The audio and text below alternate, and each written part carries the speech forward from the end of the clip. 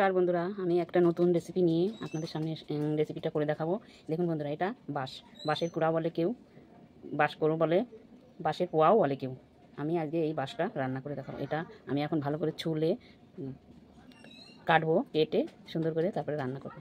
দেখুন বন্ধুরা, এই যে আমি ছাড়াচ্ছি, এই যে যেগুলো দেখছেন না, এগুলো কালো কালো এগুলো হুল, এগুলো হাতে লাগলে পরে জ্বালা করবে, তার জন্য আমি ভালো করে সাবধানে আমি কুড়াটা ছাড়াবো। এই যে দেখুন বন্ধুরা, আমি ছাড়িয়ে ফেলেছি। এবার ভালো করে ছুলে আমি ভালো করে কেটে নেব। এই যে আমার বাঁশের কুড়া, এই যে ভালো করে কেটে এই যে ভালো করে জল দিয়ে ধুয়ে নিচ্ছি। নিয়ে এবার এটা ভাপাতে দেবো। এটা ভাপিয়ে তারপরে রান্না করব। আমি জল বসিয়ে দিয়েছি কড়াইয়ের মধ্যে। এবার একটু হলুদ আর একটু নুন দিয়ে দেবো। দিয়ে এবার এই বাঁশের কুড়াগুলো দিয়ে আমি ঢেকে দেবো, একটু ভাপিয়ে নেব। দেখুন বন্ধুরা, আমি এখানে রসুন, আদা আর লঙ্কা নিয়ে নিয়েছি, পাকা লঙ্কা, শুকনো লঙ্কা নিয়ে আমি এবার বেটে নেব। এই যে আমার মশলাটা বাটা হয়ে গেছে, আমি তুলে নিয়ে এই যে আমি সিদ্ধ করে নিয়েছি। এই যে দেখুন বন্ধুরা, দেখুন আমি সিদ্ধ করে নিয়েছি।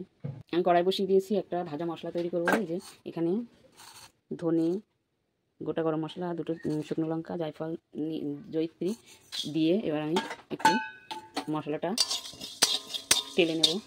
এর মধ্যে আর কটা জিরে দিয়ে দেবো। এটা একটু হলে পরে আমি এবার জিরে দিয়ে দেবো। এবার কটা জিরে দিয়ে দেবো। জিরেটাও একটু, এই ভাজা মশলাটা দিলে দারুণ একটা সেন্ট বেরোবে।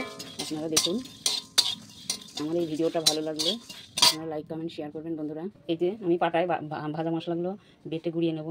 এবার আমি রান্নাটা বসিয়ে দেবো। এই যে তেলটা দিয়ে দিয়েছি, কড়াই গরম হয়ে গেছে, উনুনে কড়াইটাই তেল গরম হয়ে গেছে। এবার আমি ফোড়ন দিয়ে দেবো।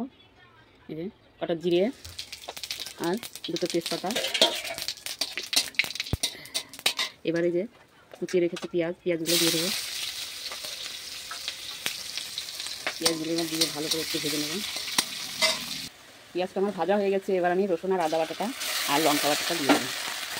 দিয়ে এবার ভালো করে একটু কষিয়ে নেবো। এবার টমেটো, একটা ছোটো টমেটো কুচিয়ে রেখেছি, টমেটোটাও দিয়ে দেবো।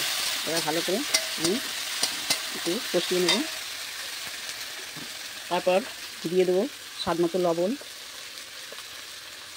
আর হলুদ। হলুদ এবার ভালো করে আমি কষিয়ে নেব। একটুখানি মশলা ধোয়া জল, বাকি ধোয়া জলটা আমি দিয়ে দেবো। দিয়ে ভালো করে কষিয়ে নেব। দেখুন বন্ধুরা, মশলা থেকে আমার তেল ছেড়ে গেছে। এবার আমি ওই বাঁশটা, অবশেষে বাঁশটা দিয়ে দেবো। দিয়ে ভালো করে একটু কষিয়ে নেব। এই যে বাঁশটা এবার দিয়ে দেবো, ভাপিয়ে রাখা বাঁশটা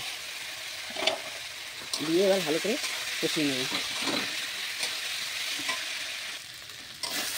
যেমন বাঁশটা মশলার সঙ্গে কষানো হয়ে গেছে, আমি এবার জল দিয়ে দেবো।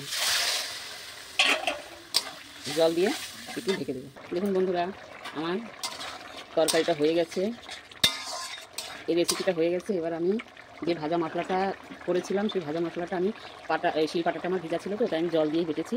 বেটে এই যে এখন দিয়ে দিলাম। দিয়ে এবার আমি নামিয়ে ফেলবো। দেখুন বন্ধুরা, কত সুন্দর হয়েছে। এই রান্নাটা যদি আপনারা বাড়িতে ট্রাই করে দেখবেন, এই রান্নাটা যদি ভালো লাগে আমাকে লাইক, কমেন্ট, শেয়ার করবেন বন্ধুরা। দেখুন বন্ধুরা, কত সুন্দর হয়েছে। এখানেই রাখছি। নমস্কার।